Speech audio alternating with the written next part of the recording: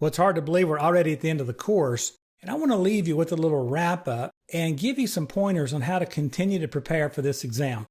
First of all, and I can't stress this enough, make friends with Sequel Books Online.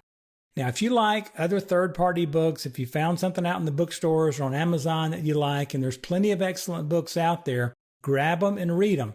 Just make sure, as you're preparing for this exam, that they're a Microsoft Press book or they're specifically about this particular exam, because you want to make sure you're getting the information from a Microsoft perspective, okay? All of those books out there got their information ultimately from Sequel Books Online.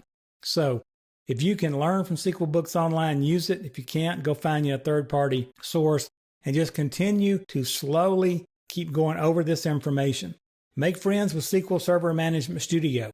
Get out there and do some coding. When you find something in Books Online that you previously didn't understand, copy some of the code out of there in those examples, drop it into Management Studio, and play with it. Build your own query with tables like with AdventureWorks 2012.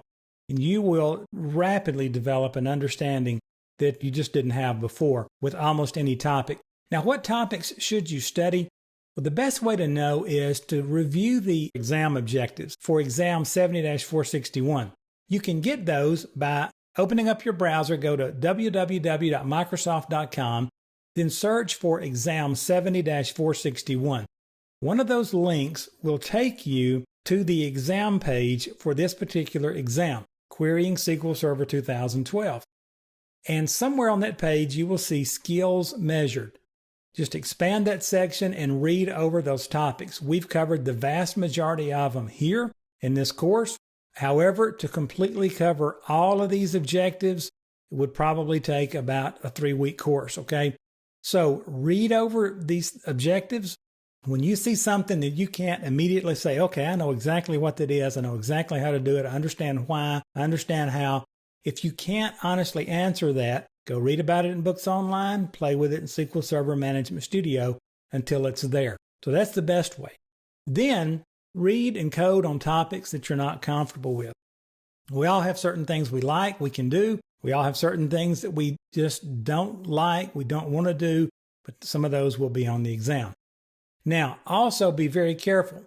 Everything you see in those stated objectives on that exam sheet, that is not a complete list, okay?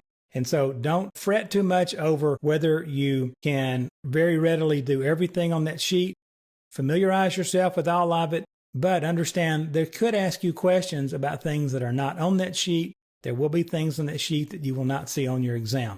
So use it as a guide.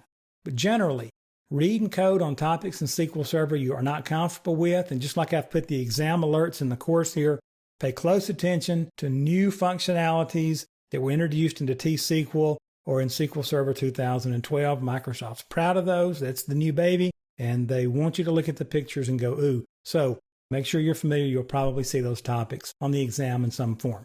Hope I've helped. It's been great teaching you.